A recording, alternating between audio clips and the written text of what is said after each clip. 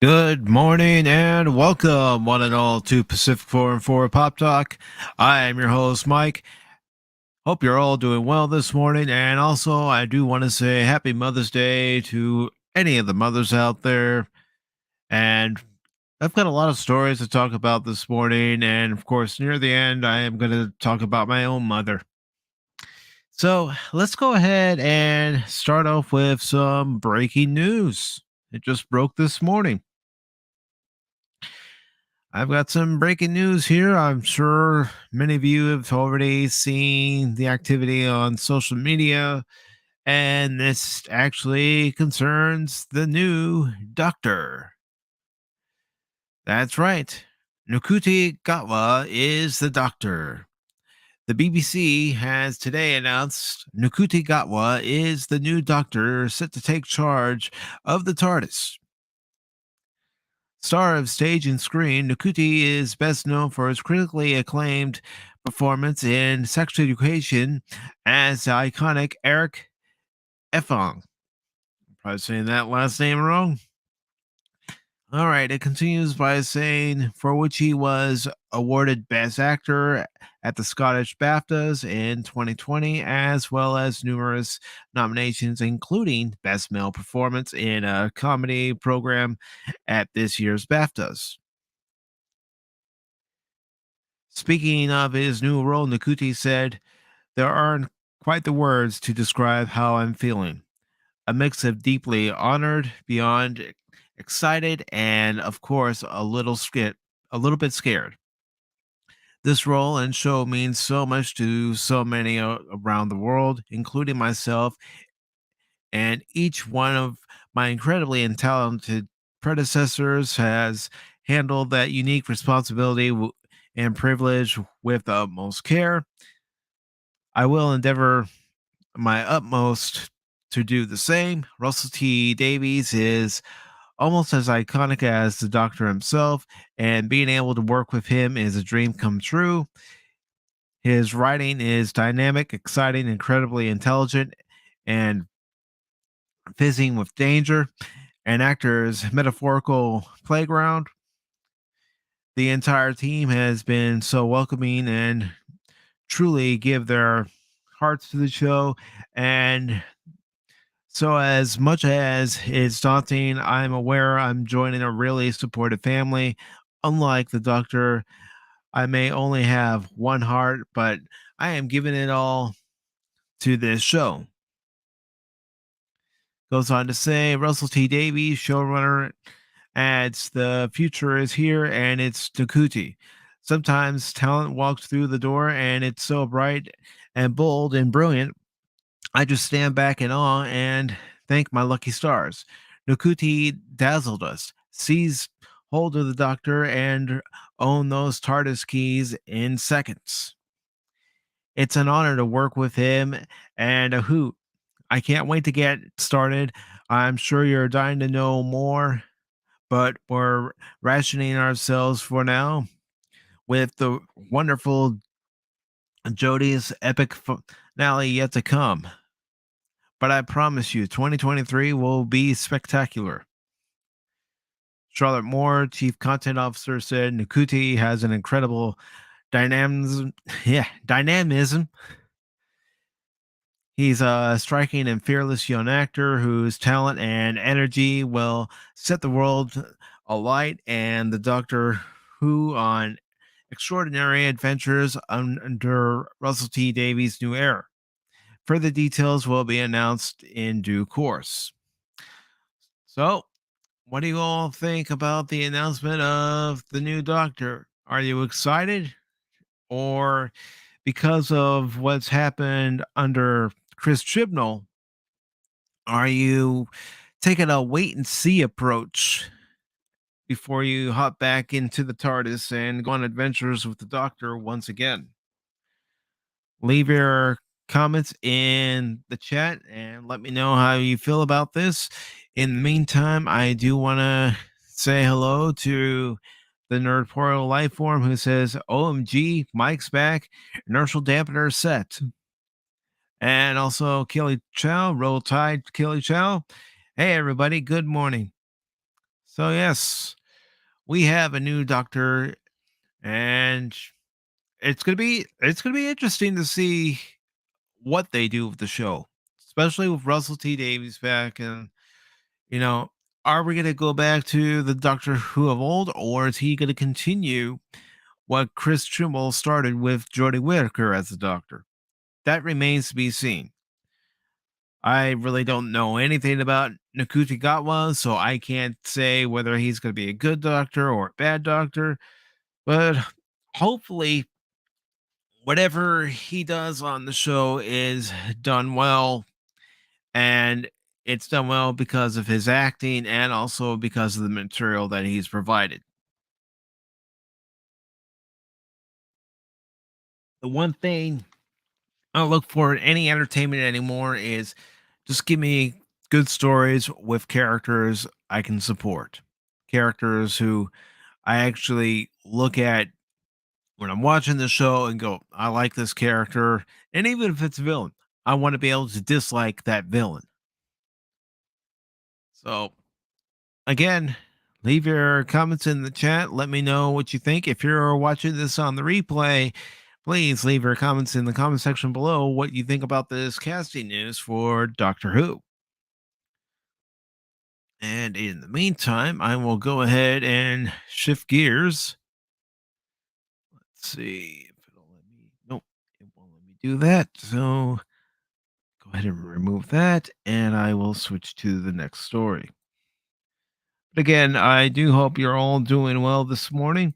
And again, happy Mother's Day to all the mothers out there. Spend time with your mother and treat her well. Treat her well.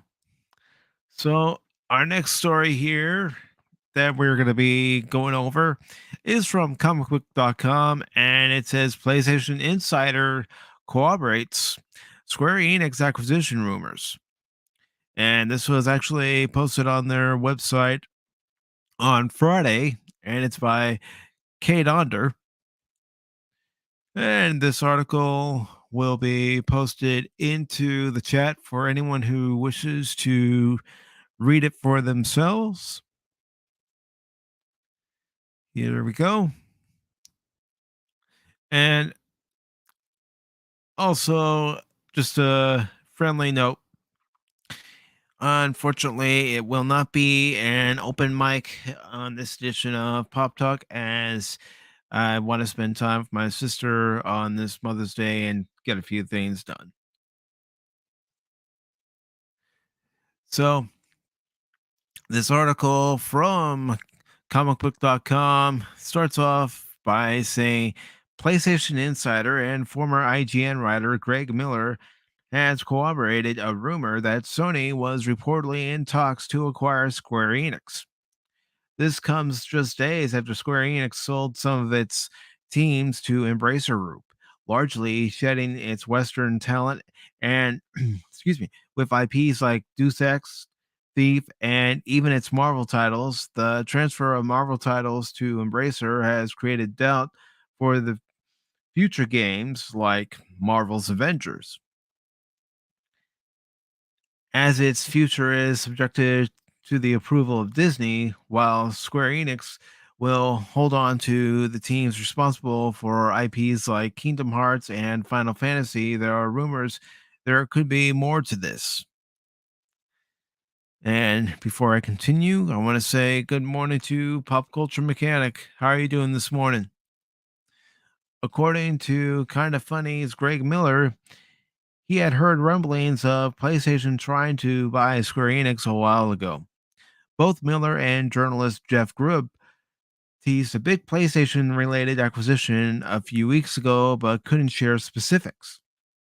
Miller went on to note that the information he was given wasn't explicit, meaning he wasn't sure if the whispers he had heard referred to Square Enix Western Studios or the Japanese side of the publisher.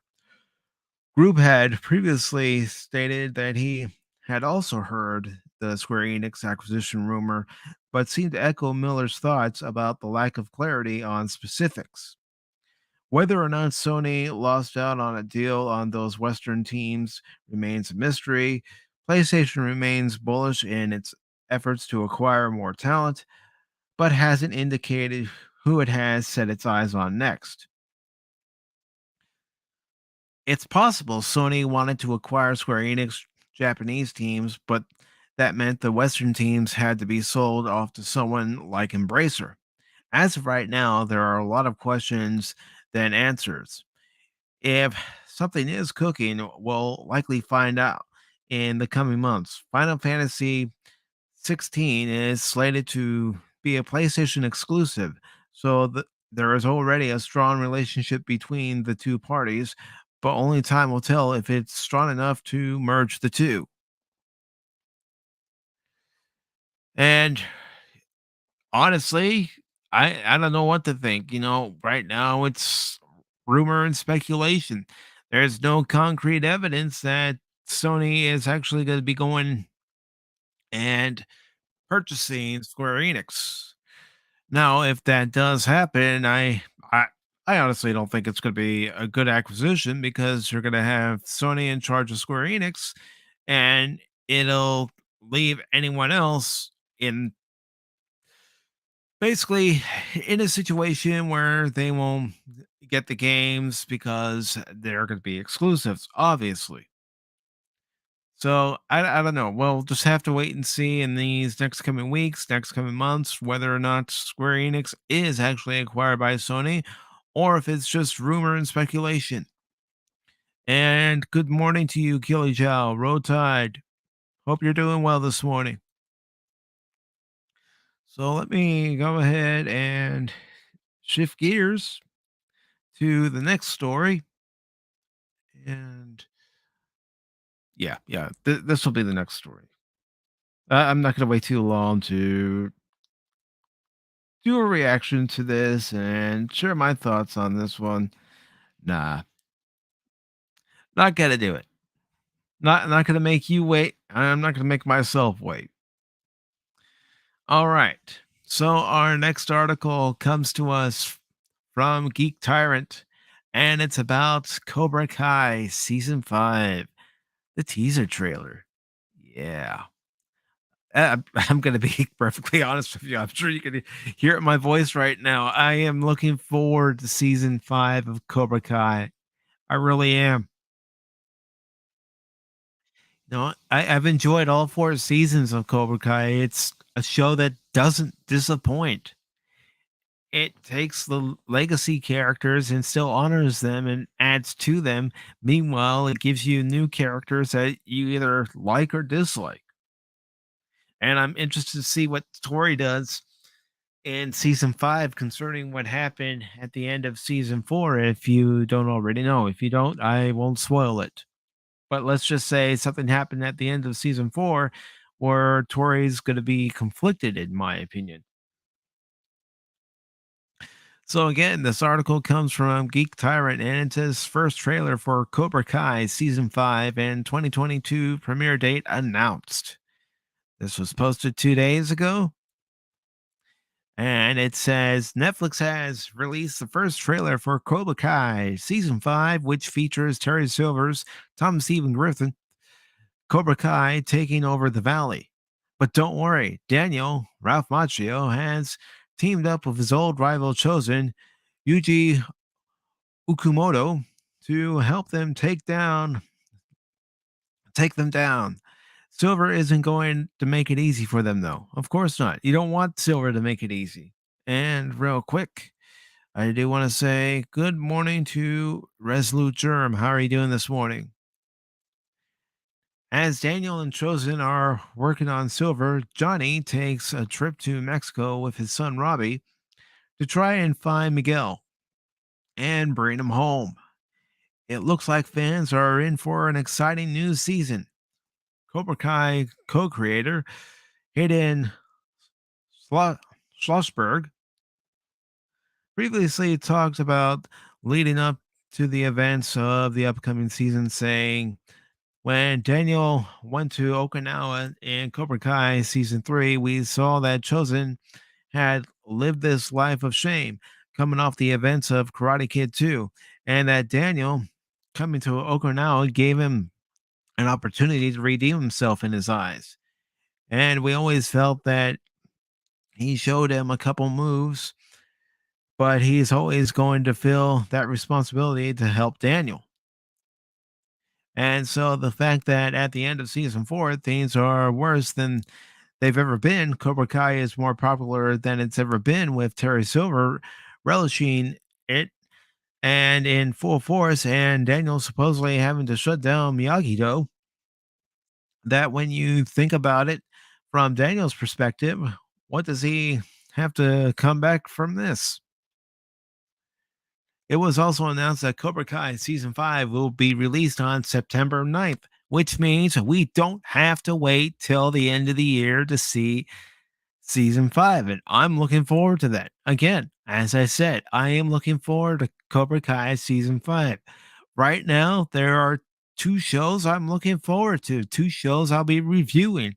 One of them in a few weeks with the 3rd season of The Orville, and then, September 9th, of course, I'm gonna watch Cobra Kai Season 5. That's a given.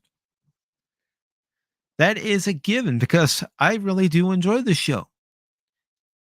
It's not like a lot of shows nowadays where you're getting the message, where you're being preached to or you're being talked down to. No, this show gives you great characters and great stories. I mean, heck, Johnny and Daniel being able to rectify their differences at various points is great.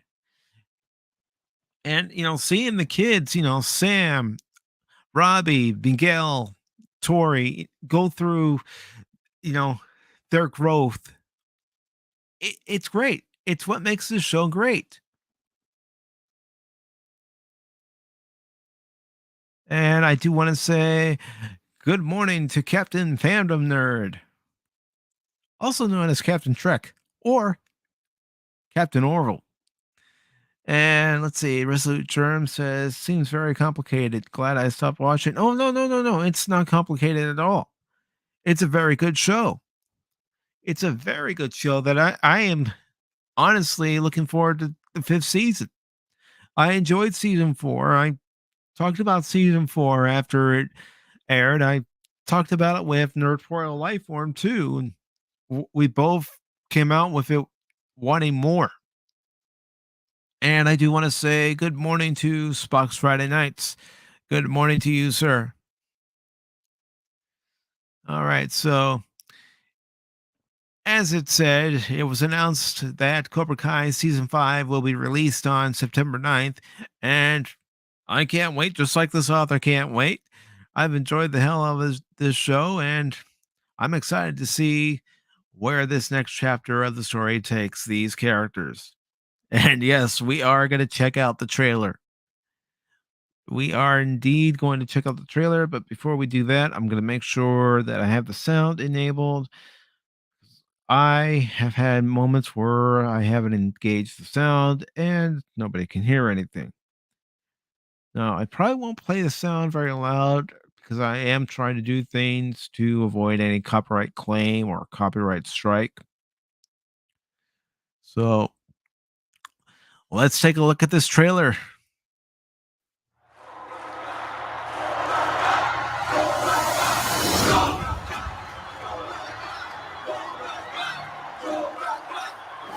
And I will be pausing in the trailer as well. So we're already getting some clips from the tournament at the end of season 4. You see where Tori won the tournament.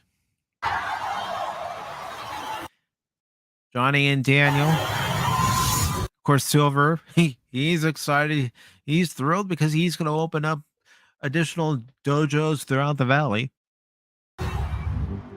Today is a turning point at Cobra Kai. There we see our competition has closed one of the new shop. studios. Daniel putting a blanket over the Miyagi-Do sign. Terry Silver grinning like a Cheshire cat. And a full dojo. We see Kenny. The whole valley of full dojos. Come join us. And obviously that's for an advertisement to recruit more members of Cobra Kai. This is what we're up against. All right.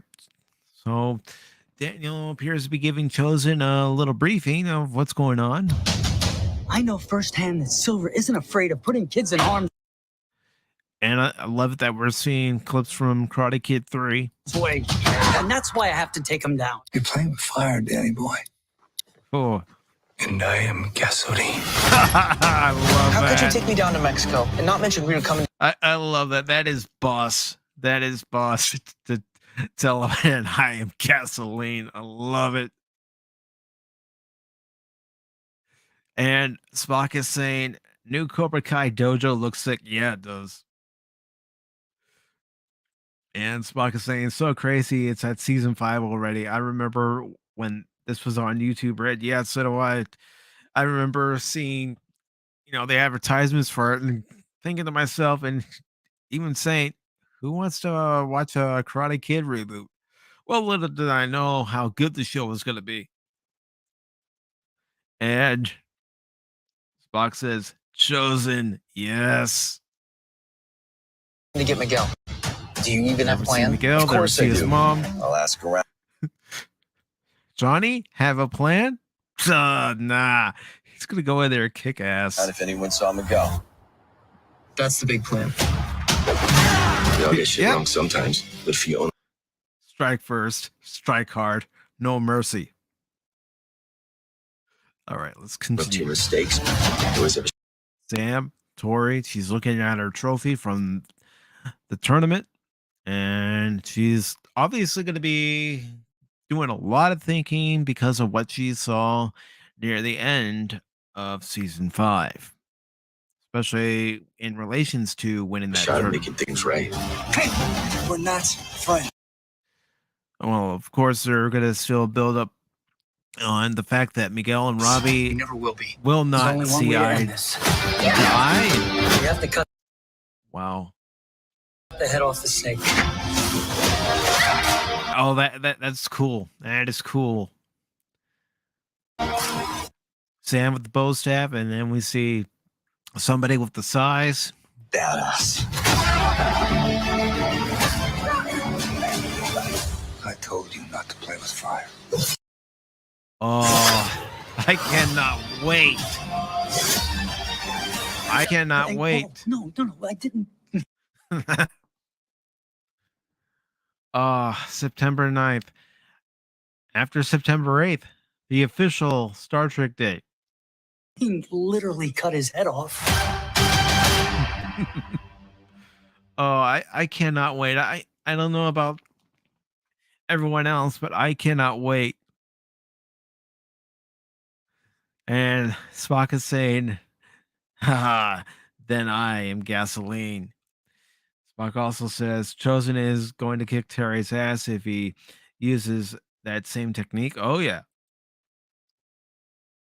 And Spock says Robbie will redeem himself this season with Miguel. Yes, it'll be a redemption arc. It'll be the start of their friendships, because with that one line where, it's being said that they'll never be friends, that sort of sets it up that they're going to be friends. So I am definitely looking forward to season 5 of Cobra Kai.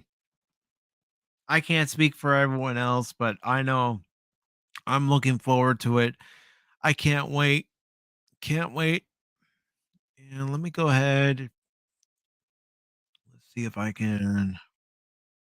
Yeah, there we go. I'm going to go ahead and post the link to the trailer in the chat. So there we go. For anyone who wishes to take some time to watch it, there you are. All I know is expected see a full season 5 review on this channel. And as a matter of fact, speaking of reviews, on June 2nd, which is the premiere of season 3 of The Orville, I will be watching the episode live here on this channel. And you will probably hear my reaction to what's going on in the episode. And then immediately after the episode's over, I will do the review portion. And then what I'm going to end up doing is, of course, keep the whole live stream with my live reaction to episode 1 of season 3 and the review, but then I'll break it up where you have just the video with my review of the episode. So I'm looking forward to that. I'm looking forward to this. 2 shows I'm looking forward to. Too bad they're 3 months apart. And let's see. Spock says they're going to be friends, and I'll actually like Robbie for actually being mature. Yeah. And that's the thing. When you're watching this show from season 1 all the way up to now, these characters are growing, they're evolving, they're changing. They're not going to be the same characters they were when we first met them by the time Cobra Kai is said and done. Now, we still don't know how many more seasons of Cobra Kai we're going to get. I would like to see it go a full 7 seasons, but we shall see.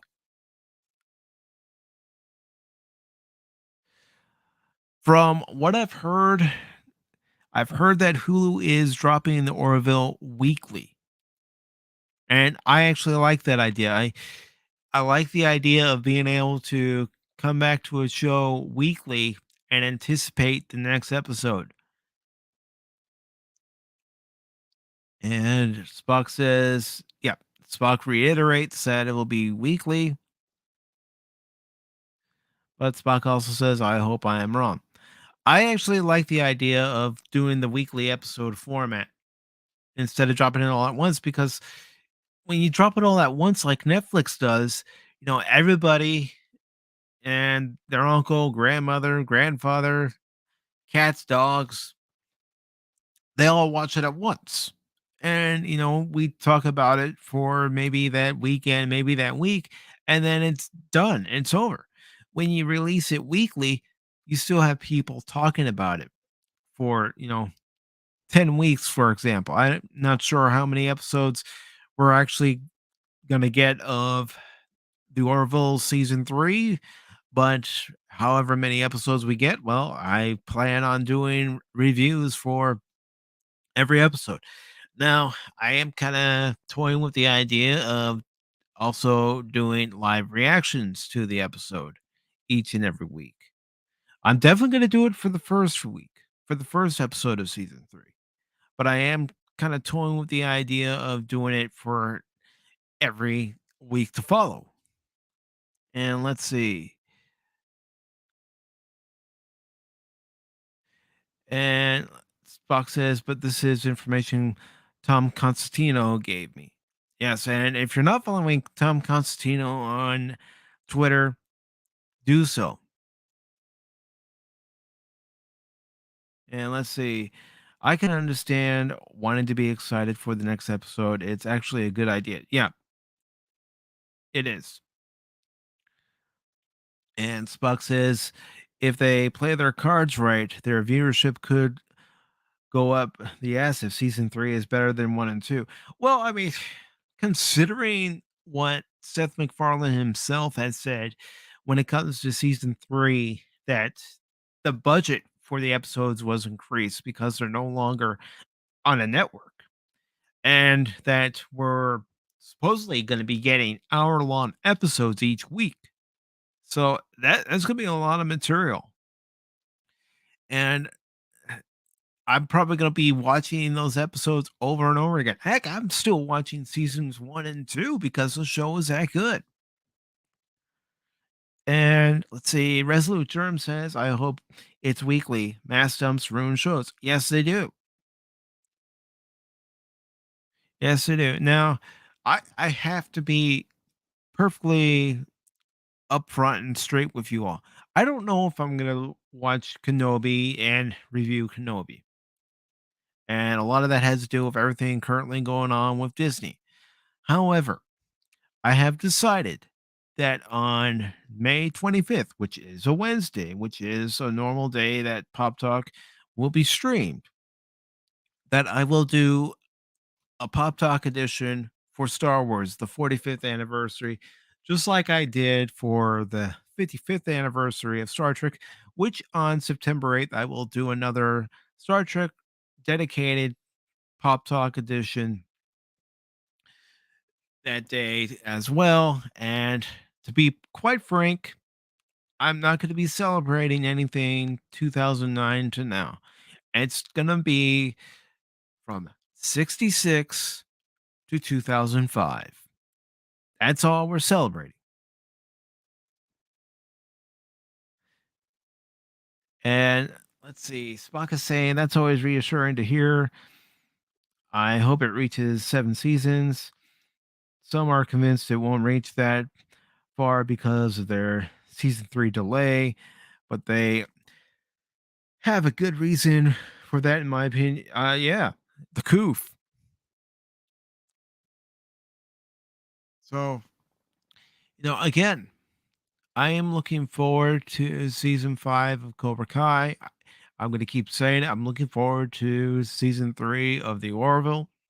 If you haven't checked out that gag reel that Tom Constantino posted on Twitter, it's hilarious. As a matter of fact, I posted the video here on the channel, so watch it, especially if you need a good laugh. We all have those days where we just need a laugh, and watching the bloopers will certainly do that.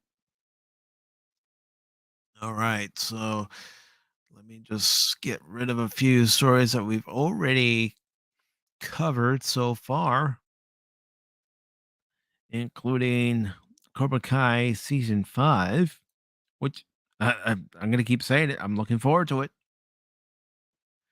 I'm looking forward to it. And I have to be honest, with the way the Cubs are playing right now, at least I have something to look forward to, something to put a smile on my face. But, speaking of something baseball related, I don't know how many of you out there have ever watched the movie Field of Dreams with Kevin Costner and James Earl Jones. But apparently, Peacock is going to be doing a film. And this article comes from geektyrant.com, and it says Peacock's Field of Dreams TV series will start shooting in Iowa this summer. This is by Joey Parr, and it was posted a day ago on their website. It starts off by saying, last year, we learned that NBC was developing a series adaptation of Field of Dreams for Peacock, and that series is going to start production in Iowa this summer. Which, to be honest with you, I would love to go to the actual Field of Dreams site in Iowa one of these days. It's just something I'd like to do. Because, as you all know, I'm not just a baseball guy, I'm an all around guy. But when it comes to something like that, I would love to go there, myself and someone else, and, just throw around the baseball, and play a little catch. Just like Kevin Costner got to do with his father at the end, at least, Ray Costanza was able to do at the end of that movie. So, anyways, the article, I'll just read it over again. Last year, we learned that NBC was developing a series adaptation of Field of Dreams for Peacock, and the series is going to start production in Iowa this summer. The series is being developed by Michael Schur, The Office, The Good Place, who will serve as writer and executive producer. The show is based on Kevin Costner's film adaptation of the 1982 novel Shoeless Joe, and will reimagine the mixture of family, baseball, Iowa, and magic that makes the movie so enduring and beloved. And you don't even have to be a baseball fan to enjoy that movie. You don't. I love the original 1989 movie. It's one of my all-time favorites, and it's one of those movies that hit me emotionally every time. I watch it as it reminds me of my grandpa because of his past as a ball player, and his love of baseball. And also, let me not forget, Burt Lancaster is also in Field of Dreams. Executive producers Michael Schur and Morgan Sackett said in a statement, the creative team behind this limited series cares deeply about the legacy of Field of Dreams, and we felt we simply couldn't make it without shooting in Iowa. You can't think of the movie without thinking of the state and vice versa. We're thrilled to have the cooperation of Produce Iowa and many local businesses who will help us bring the series to life. Aaron Underhill, president Universal Television, added, "We are excited to begin production on Field of Dreams in the location where this momentous journey began, Iowa. We look forward to giving back to the community with our new training initiative and knocking this series out of the park. If you film it, they will come." The original Field of Dreams told the story of farmer Ray Kinsella. He hears a voice encourage him to build a baseball diamond in his family's cornfield, which attracts the spirits of dead baseball players. But the purpose of the field is bigger than just watching old baseball players return to the game.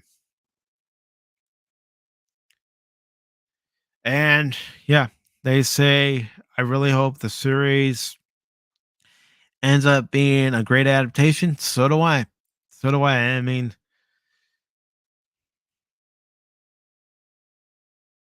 sorry. Sorry, I do apologize for going silent, but I can't tell you what that message in that movie means to me, or sorry, what it means to anybody to be able to go out there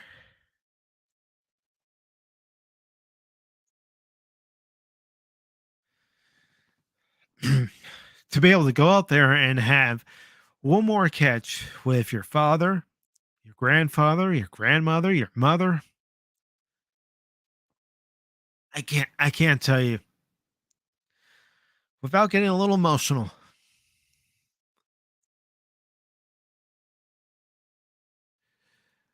Well, it may not seem like a good idea for a series, but I am willing to give this series a chance just to see. And not just because I'm a baseball fan. I'm curious to see how they interpret it. And Resolute Germ says Field of Dreams was a very self contained and complete story. Why would they try to expand on it?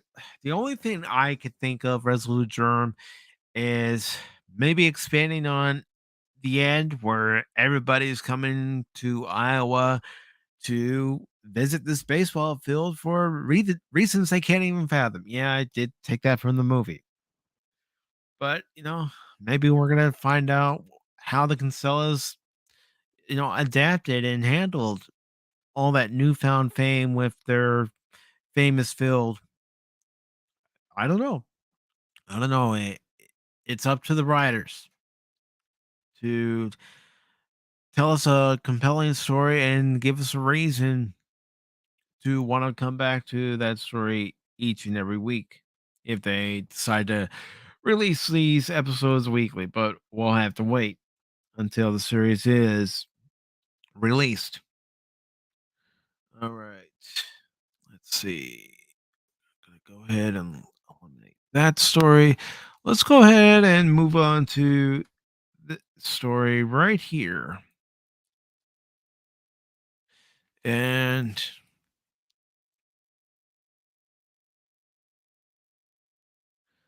here we go. This next story, coming to us from Dual Shockers, says Stone Cold Steve Austin puts Breath of the Wild above Ocarina of Time. What? I said Stone Cold Steve Austin puts Breath of the Wild above Ocarina of Time in Zelda tier list. What? So, this article which is by Lane Auguseth. Maybe I'm pronouncing that right. I don't know. It starts off by saying Zelda fans might end up having to reconsider everything they believed. And now that Stone Cold and Cody Rhodes shared their own tier list ranking Breath of the Wild and Ocarina of Time. It's nothing unusual for Zelda fans to discuss and argue with each other when comparing each of the games in the series. With how social media is built nowadays, it's mandatory to dislike things and to share hot takes to survive. So, of course, The Legend of Zelda, being one of the most popular game franchises ever, is a regular and unending source of verbal conflicts. Each game in the Legendary series by Nintendo is of varying quality, but it's undeniable both Ocarina of Time and Breath of the Wild are masterpiece that left a huge historical impact on the media. Which one is the best one, though? All right. So goes on to say in the latest episode of his podcast, retired pro wrestler Stone Cold Steve Austin received fellow wrestler Cody Rhodes, and they shared some banter on their hobbies. Austin, most notably, prepared a 30-second pop quiz for Rhodes, asking him to pick the best among various answers and categories. Seeing they're both notorious, the Legend of Zelda fans, Steve Austin's first question was asking for the best Zelda game, in which Rhodes answered, "It's Ocarina of Time." However, Stone Cold was adamant and replied, "Breath of the Wild is the better game," with Rhodes commenting that this is a bold choice, creating quite a fun exchange. The iconic moment happened in the preview for the next episode of Broken Skull, Stone Cold's podcast, which is something he's been doing for a while. Then WWE brought it onto the WWE network, and of course now the WWE network is on Peacock because Vince McMahon signed a deal with NBC Universal. So there's all that. And of course, Breath of the Wild fans are indeed waiting on the sequel for the game. And so, what do you all think? For those of you that have played Ocarina of Time and Breath of the Wild, do you agree with Stone Cold's take or do you agree with Cody Rhodes? Let me know in the comments and in the chat during the live stream. And I'm curious to hear what you have to say. So, let's go ahead and move on to our next story here. First, eliminate the previous story so I don't actually click on it again. And let's go ahead and eliminate that story too, since I've already talked about Cobra Kai season 5. And let's go ahead and talk about this story from Bounty in the Comics. And here we go. And before I start speaking, I'm going to take a sip of water.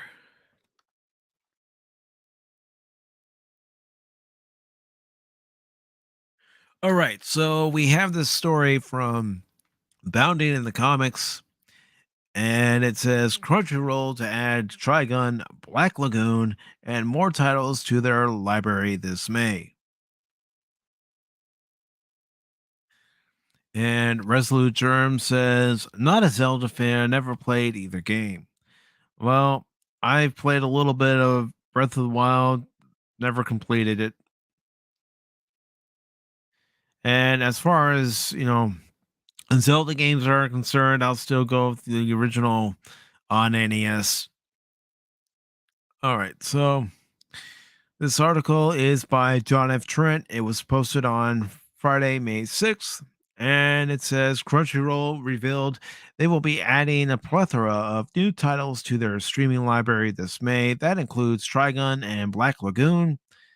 Take a look at everything Crunchyroll announced along with their official descriptions of the series.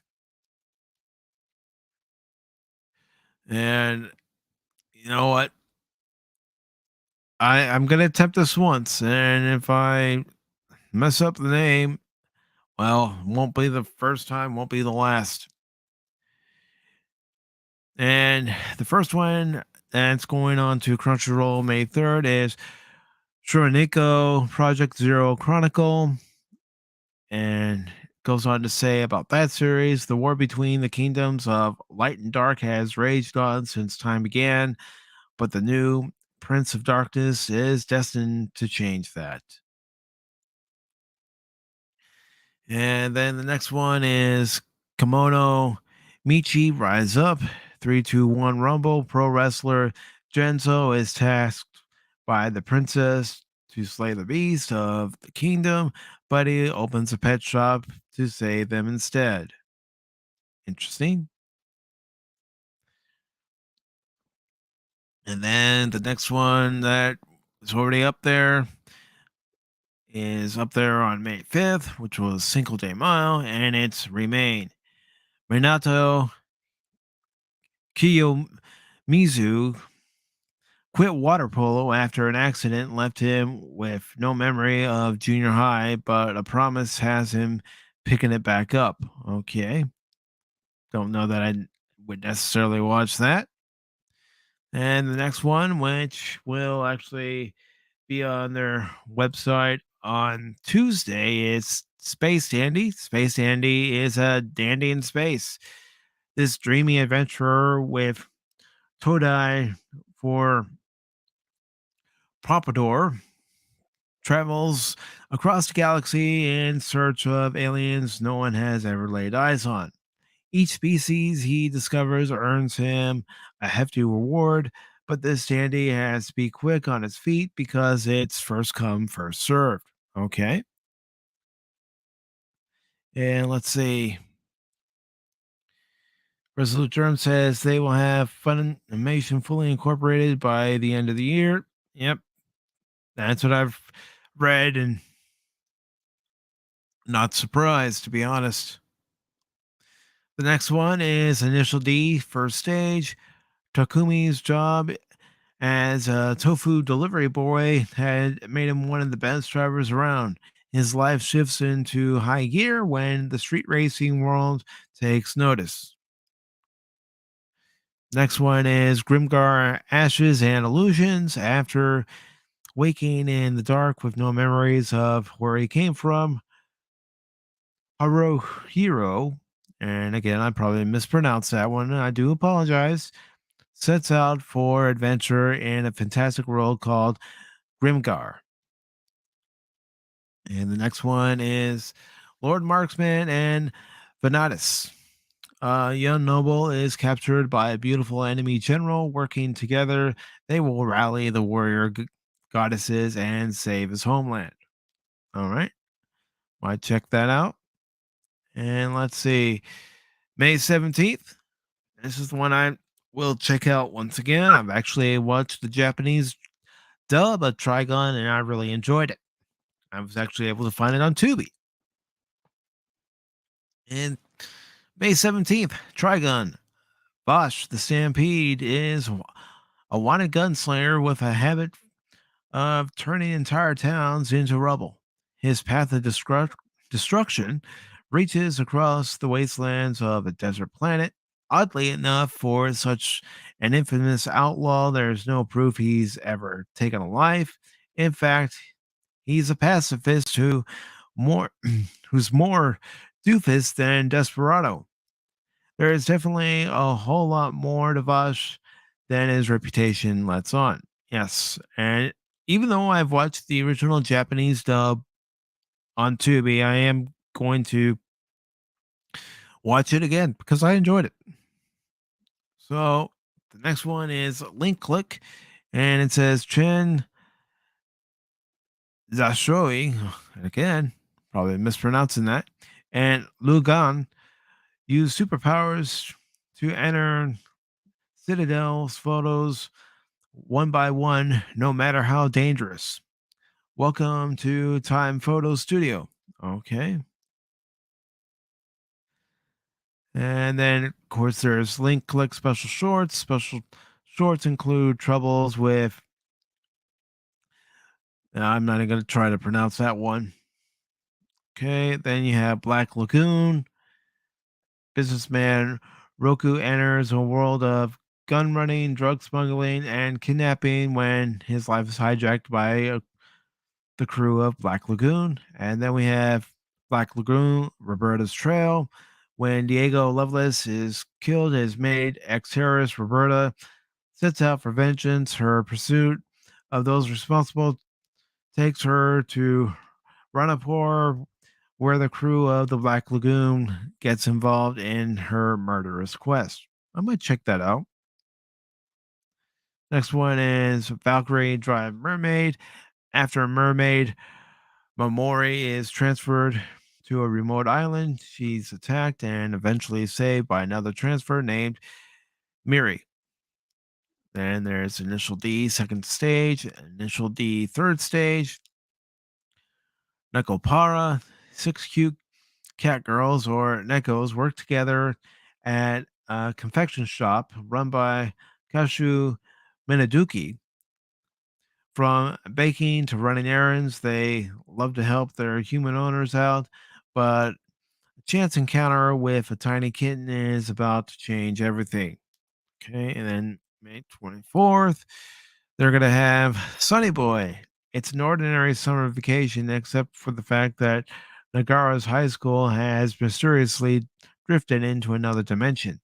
As the students begin to develop strange new powers, they will work together to survive the alien environment and find a way home. Or will their newly formed factions and rivalries turn on each other?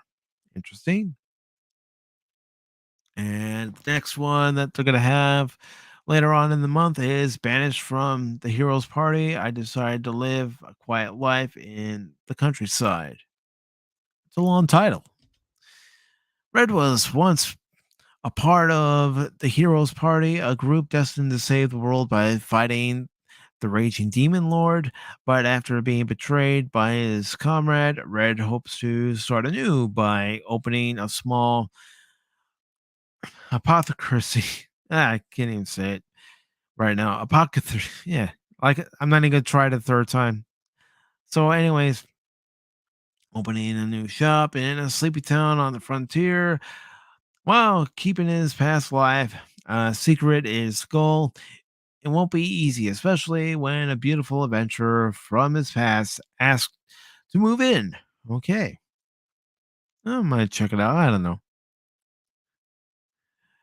Decadence in a world terrorized by monstrous life forms, humanity's future will be decided by a girl with a positive attitude and a surly mechanic. Not Shirley. Trust me, you don't mean that. Surely you don't mean that. I mean, anyways, the gymnast samurai Dorato Aragati, former member of the national team, had given his whole life to for gymnastics. However, things change one day. Okay, so he becomes a samurai, obviously. And then the other is Heaven's Lost Property. Girl crazy Tomoki's quiet life gets turned upside down when beautiful Ween Karu falls from the sky and starts calling him master. And let's see. Fairy Tale season 3 and 4 will be going over to Crunchyroll. And if nobody's ever watched Fairy Tale, I do recommend it if you like fantasy. And let's see. What else? Resolute Germ says, don't worry about the way you pronounce them. It's close enough for the most part. Uh, I do kind of worry about it because I want to try to pronounce it correctly. Sometimes, I mean, even with the new doctor, I had to find a video on him just to hear how his name's pronounced because I didn't want to just try to phonetically say it and be all sorts of wrong. Let's see. Resolute Jones says Haven's Lost Property is a good one. All right, I will definitely check that out. And let's see how many more. I don't think I'm going to read the rest of the list, but there is quite a few coming over to Crunchyroll from Funimation since they're all one company now. And if you like anime, you have plenty to watch. As someone who's getting into anime, and I will admit I am being picky about what I watch and what I don't watch. There are some I probably will watch, and some I will probably avoid altogether. That's just me. It's like I have people trying to get me into several anime. It's like, let me finish the one I'm watching right now first before I start dipping my toes in another one. I mean, right now I'm still on season one of Rising of the Shield Hero. So once I finish with season one, I'll move on to season two. So let me go ahead and post this article since I haven't posted it into the chat, and it is also available in the description down below. This way, you all can read the rest of the list of what's coming to Crunchyroll later this month, if it's not already there. Okay. Our next story here that I am going to go to is actually from Deadline. Let me get it up here. And again, I hope you're all doing well this morning, and thank you for giving me some of your time and watching the Sunday edition of Pop Talk.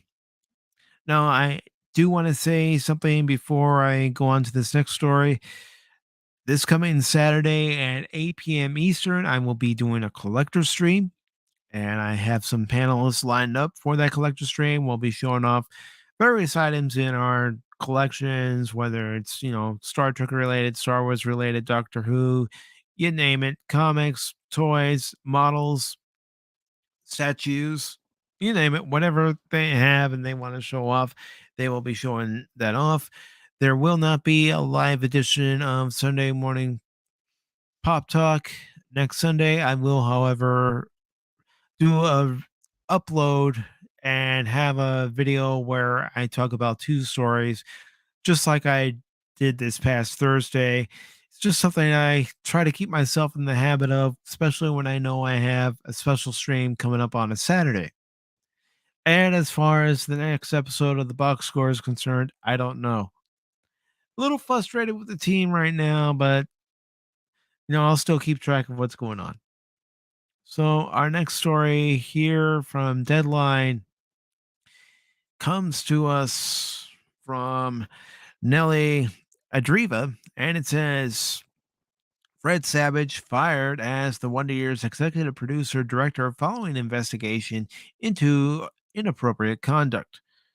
Seems to be a lot more of that going on nowadays as far as people being fired and let go and production stopping. Frank Langella, you have Bill Murray and Fred Savage.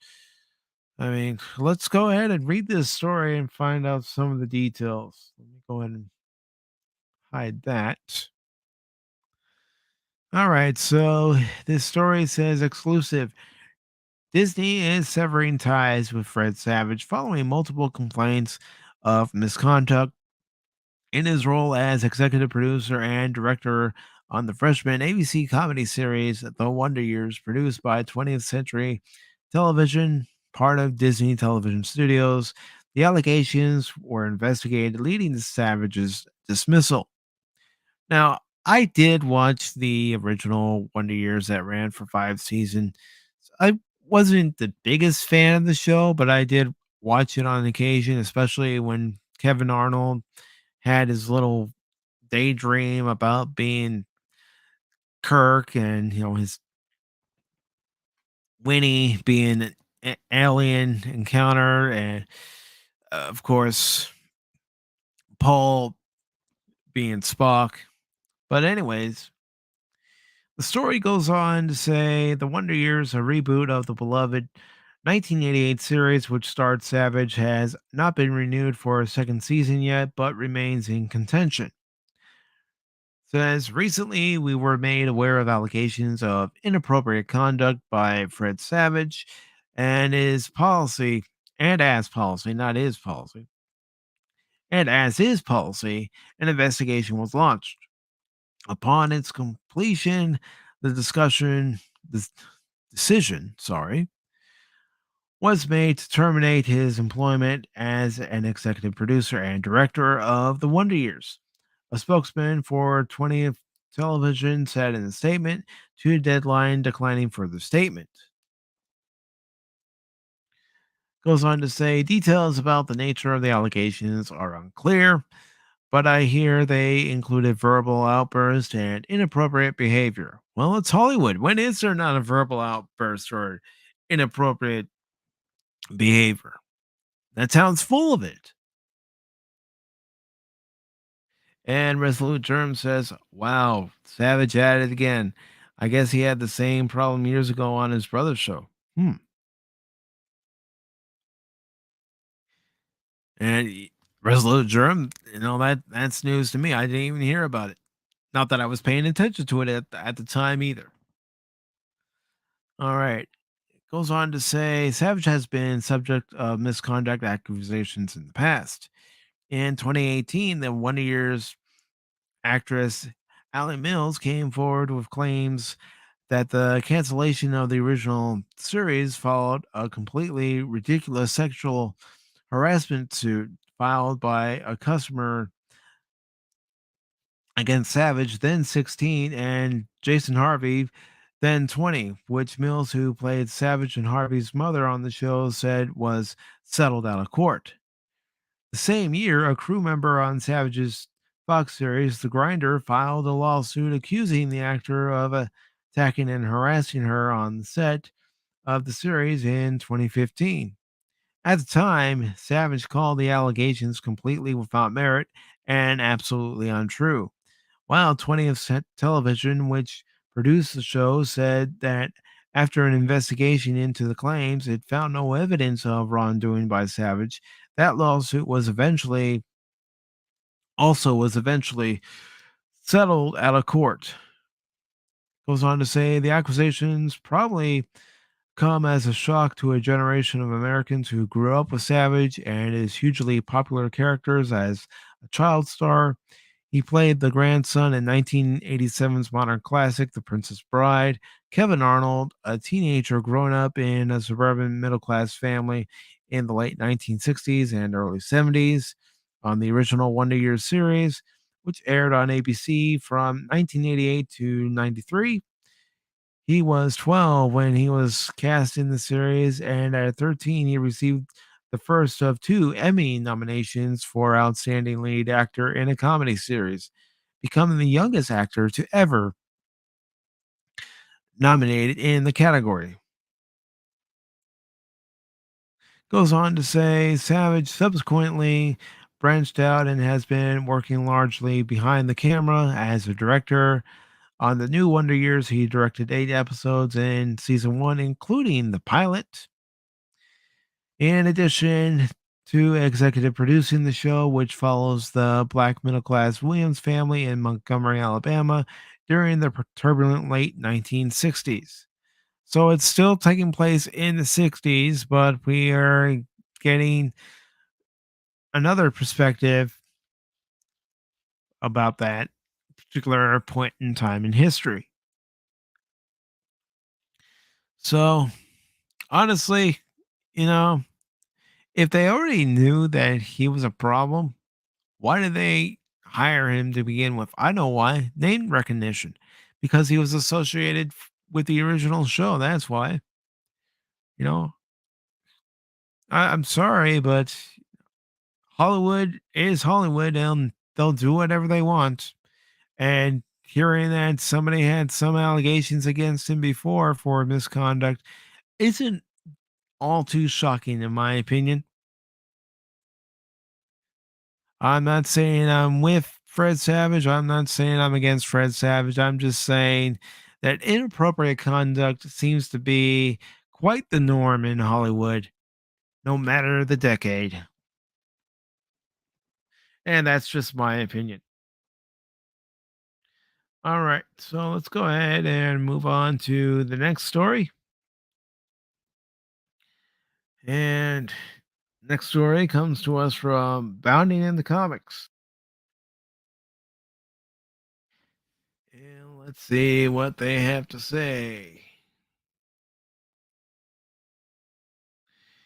All right, so this article from Bounding in the Comics, let me get rid of that ad, is by JB Augustine and it was posted Friday. It says alleged casting call claims to reveal multiple characters, including a longtime Batman villain for HBO Max's Penguin series. The Batman spin-off revolving around Colin Farrell's Penguin is already a villain series, but it has potential to add more rogues to run afoul of the Bat and Gotham's underworld. Goes on to say, a leaked casting notice indicates a classic version of Clayface might be included in Oz Cosapot's rise to power in some fashion. The description that has people calling out the character as Clayface reads, actor who was driven mad when he heard he couldn't participate in a play due to his deformed face. Okay, goes on to say this sounds a lot like the Golden Age and original version of the future shapeshifter.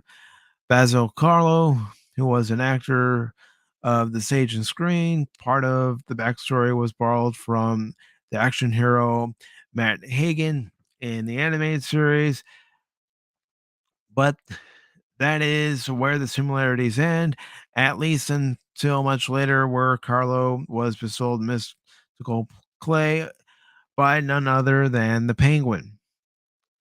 In his initial incarnation, showing up first during the Bob Kane and Bill Finger years in Detective Comics number 40, Carlo was a killer who bumped off cast members from the film Dread Castle one by one because he was cut out of the production.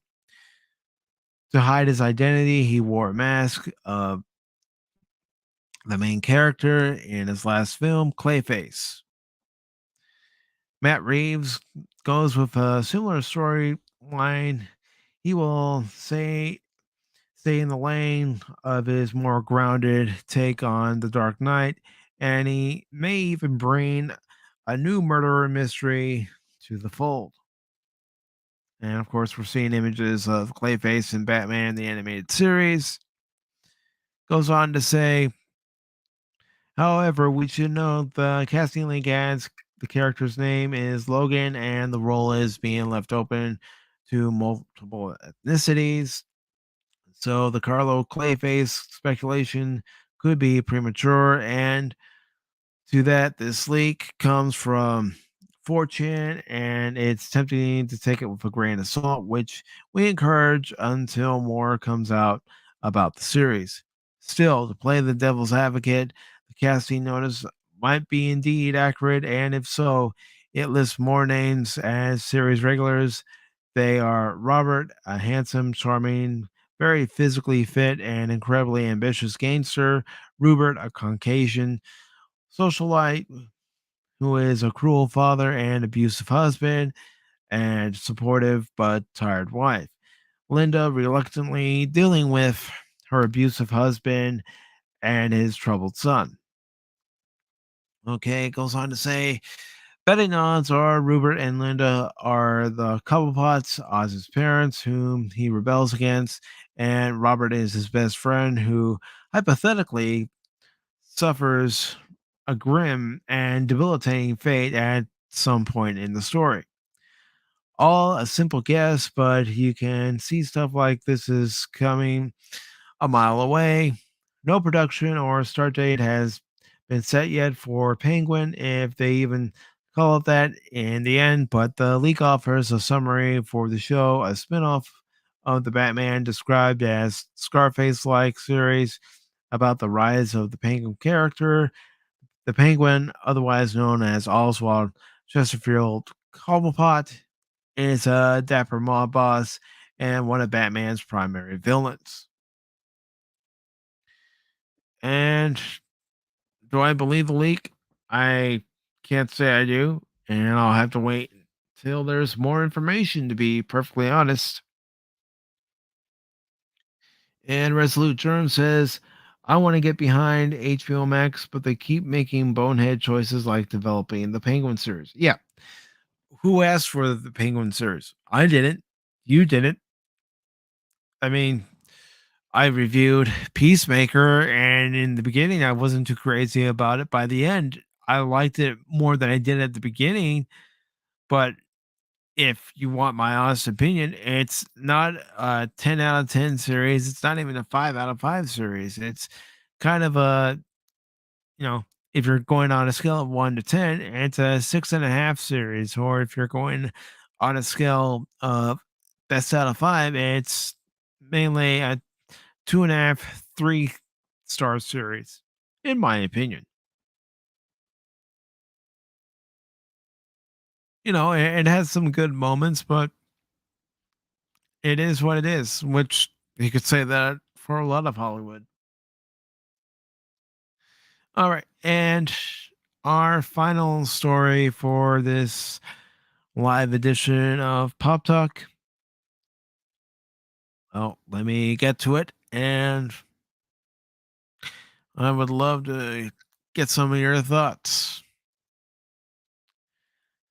And it's pretty much about Patrick Stewart and whether or not he would return as Professor X in the MCU. So let's go ahead and let's go and read the story. There we go. It is sharing. Good. So this last article comes to us from Variety. It said Patrick Stewart on playing Charles Xavier again in Doctor Strange 2. I was a little unsure at first, is what Stewart says. This article is by Adam B. Very, and it was posted on Friday, May 6th. It says, ever since Patrick Stewart's singular voice range out in the Super Bowl trailer for Marvel Studios' Doctor Strange and the Multiverse of Madness, fans have eagerly awaited the return, really the resurrection, of Professor Charles Xavier, the role Stewart played 7 times over 17 years as part of the 20th Century Fox X-Men movie franchise. In 2017's Logan, Stewart seemingly said goodbye to Professor X, quite literally, since the character dies. And when Disney purchased 20th Century Fox in 2019, that appeared to be the final nail in Stewart's tenure as the role, given that the X-Men would now enter the Marvel Cinematic Universe, primed for a full reboot, if I can only speak. But then Marvel Studios chief Kevin Feige brought the multiverse into the MCU, allowing for, among other things, multiple Lokis, including an alligator Loki and Richard E. Grant Loki, and 3 different Peter Parkers, played by Tobey Maguire, Andrew Garfield, and Tom Holland. If Doctor Strange, Benedict Cumberbatch, was going to go trapezing through the multiverse, why couldn't he come across a universe that contained Charles Xavier, who looked and sounded remarkably like Patrick Stewart? And it goes on to say, a couple weeks after the Doctor Strange 2 Super Bowl trailer premiered, Stewart confirmed he was in the movie, and Marvel and Disney have since further teased the actor's appearance as Professor X, with TV ads that include a shot of the classic giant wheelchair Xavier used in the comics and in the animated X-Men TV series in the 1990s, which Disney is subsequently rebooting and as a continuation, but we all know how it's going to go, especially in present day. So when Variety spoke with Stewart about the season 2 finale of his Paramount Plus series, Star Trek Picard. Yes, I said Picard on purpose, in which the 81-year-old actor revisits his other iconic role. There was no resisting asking him about returning to play Xavier one more time, and as Stewart hinted, it may not be the last time either. Also, don't worry, this interview does not contain any spoilers for Doctor Strange too. Obviously, you know where my mind's at. It's not on Doctor Strange, it's on Doctor Who, that Disney has not already included in its marketing for the film. I have no interest in seeing Doctor Strange 2. I saw you at the premiere of Doctor Strange in the Multiverse of Madness in Los Angeles on Monday, and it's so fascinating that you're revisiting two major roles from your past, Jean Luc Picard and Charles Xavier, in the same week, at least as audiences are experiencing them. What was it like for you to revisit Professor X?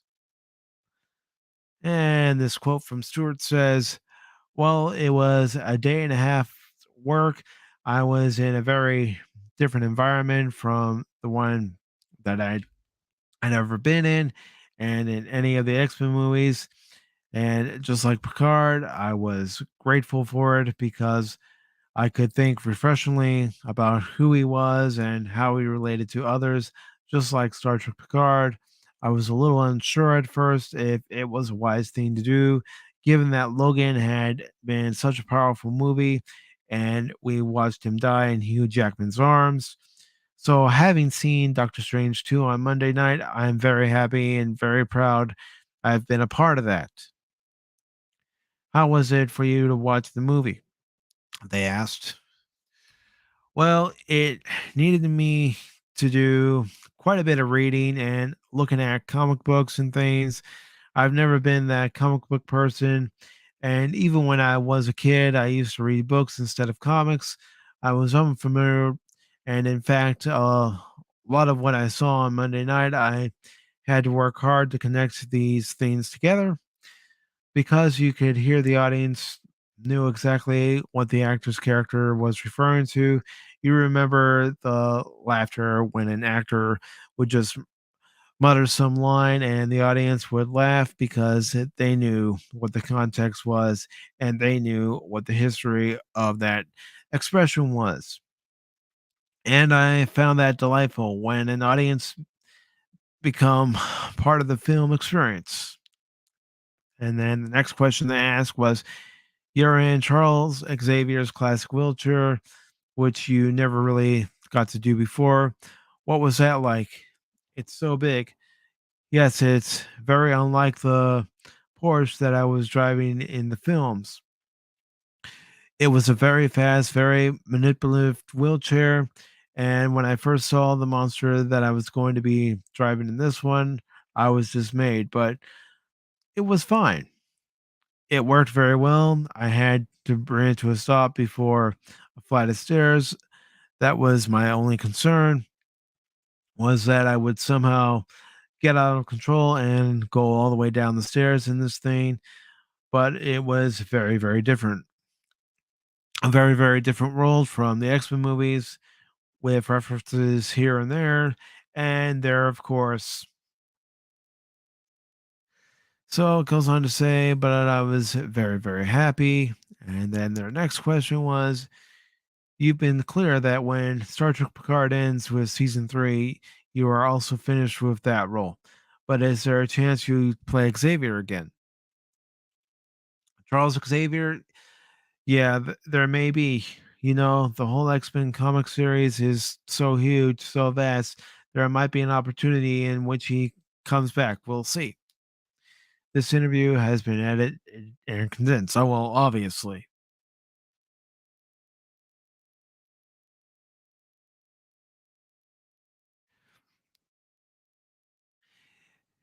Yeah, Captain Trek, I had decided that today, because I wanted to spend time with my sister and also do a few things, that there wouldn't be any guests today. You know, I've done it before, in the very beginning of Pop Talk, I've had no guests. Having guests I just thought it'd be a nice idea. But as far as today's edition, I decided, no guests. Because again, like I said, I want to spend time with my sister, reminiscing about our mother and, get a few things done today. And let's see, Resolute Germ says 3 out of 5 is doing very well for DC right now. The Batman was a solid one. Yep. I mean, you can go back and watch my re-review of the movie. And as I said in my re-review, the movie itself, it's not that memorable. It really isn't. It's not a movie where I'm gonna go, hey, I'm gonna watch this again. Maybe a few months down the road, I might watch it again. A few years down the road, I might watch it again. But it's not a movie where I have to constantly watch over and over and over. It's just not that way. It really isn't. So, one last thing before I leave you all for this Sunday. Well, it is Mother's Day, and a lot of people will be spending time with their mothers, and then there'll also be people who will be thinking about their mothers on Mother's Day. And that's what I'll be doing. I will be doing the latter. I will be thinking about her. Of course, to be perfectly honest, since she passed away last year, I've always been thinking about her each and every day. I think about her each and every day. I think about my father. And each and every day, I'm reminded of them and the lessons that they taught me, the encouragement they gave me in life, and just the wonderful times I spent with my mother. Whether we're just out and about doing, mother son things, or, just just going places. Like one of the places she enjoyed was going out to New Mexico. It was peaceful to her. She found, peace and tranquility. So, you know, my mother, she spent 30 years as a registered nurse. Started out in the ICU for the first 5 years of her career, and then would move on to pediatrics, but occasionally float back up to the ICU unit when they needed some extra hands and they weren't busy down in pediatrics. She loved musicals. She loved going to baseball games, and that's one thing that she and I would do is we would pick an afternoon when, our schedules aligned, and we would take in an afternoon ball game because there was nothing better than taking in an afternoon ball game. And one of the things she loved to have at the ballpark wasn't necessarily a hot dog. She was happy with a nice, cool, tall glass of lemonade and also a pretzel. She loved her soft pretzels. But as I said, she loved musicals. She was very crafty. She would help make headdresses whenever my sister had ballet recitals. She was very creative. She loved to write poems. She loved horses. She absolutely loved horses. They were, to her, the most beautiful creature on the planet.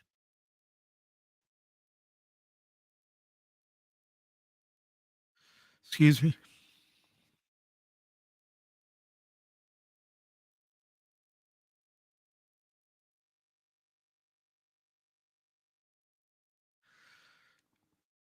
Sorry.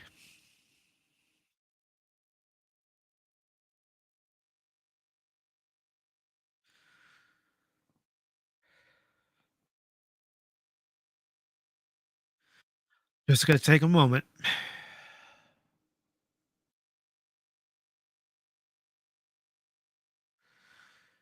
But there is not a day that goes by I don't think about her.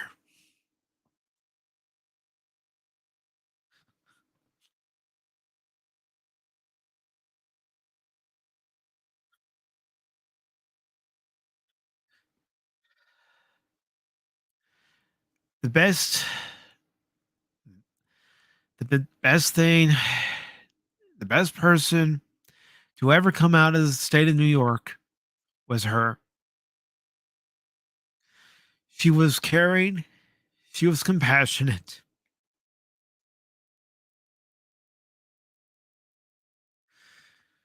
thoughtful, and loving.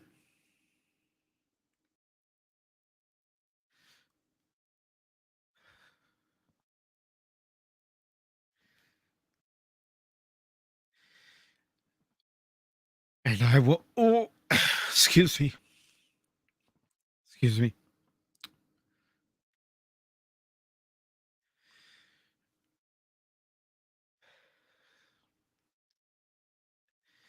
And I will always remember her and always remember her with a smile for everything she ever did. When I was born, and people would tell her and my dad, you know, he's not going to live long because I was born premature. And they were saying to my parents that they should put me in an institution because of my cerebral palsy. Nope, nope. She wasn't going to do it. My dad wasn't going to do it. She would pray for me each and every night after I was born. And one song that she would hear on the radio, because this was 78, was I Can't Live Without You by Barry Manilow, which was one of her favorite singers as well. And that's what she would think. She would pray each and every night that I would pull through, that I would beat the odds. And I did it. She was always supportive. And when I needed advice, she was there. She was one of the first people I would turn to when I needed advice, when I needed to hear her perspective on things, and when I needed to hear my dad's perspective on things. I would ask him too. And there were, certain things I would ask her, certain things I would ask my dad because I wanted to get their perspective on things and not act like I knew all the answers, because I'll be honest, I don't know all the answers. But one thing I do know is for 42 years, I was extremely lucky to have my mother as my mother. And that I will never forget. I will never forget her. And I will always do what I can to honor her and her memory. I love you, Mom.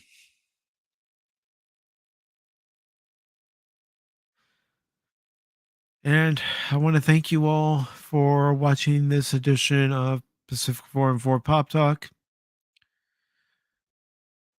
Like I said, today is Mother's Day. You don't have to do this because I'm asking you to do this. It's up to you. But if you're able to spend time with your mother, do so. Listen to what she has to say. Listen to stories that she wants to tell you. Because that's one thing I'm glad I did, was listen to my mom's stories about my great grandmother, about my grandmother, and my grandfather when she was growing up, and experiences she had growing up in Staten Island, New York. And again, I'm eternally grateful for my mom, and I will always love her, and I'll never forget her. So thank you all. And I do want to say hello to DJ Ronnie G. And he says, same 10 2014 for Mom. Yes. He also says,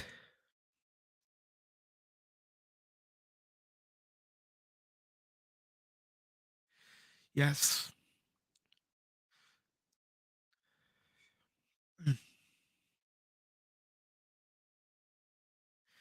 She looks like a lovely person.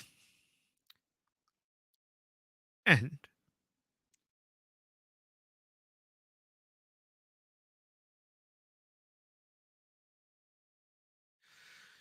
you're right. You're 100% right. She was. She did know how to spend her leisure time. She worked hard and she knew how to spend her leisure time and do what she wanted. There were days where all she wanted to do was listen to music. Listen to music and read a good book and, you know, just work on her crafts, work on her poetry.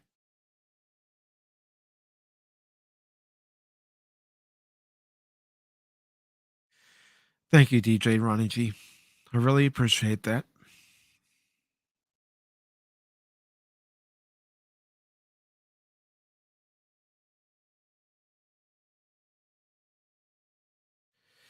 Yeah, it is. It really is.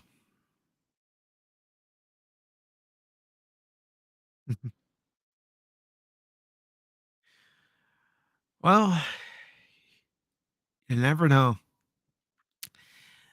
Maybe that's why you and I have become friends, DJ Ronnie G. I will say this.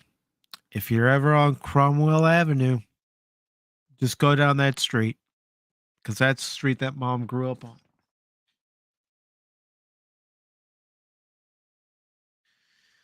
And again, thank you all for watching this edition of Pop Talk. Greatly appreciate it.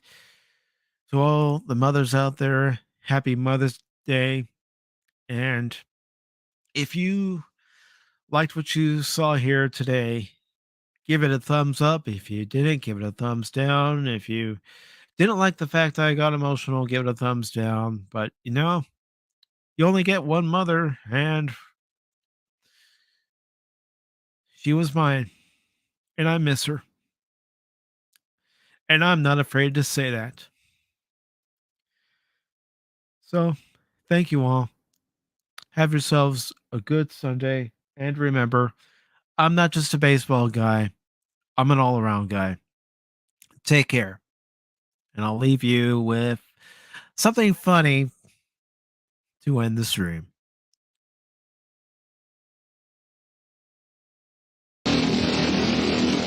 This has been a test of the emergency hypnotoad system.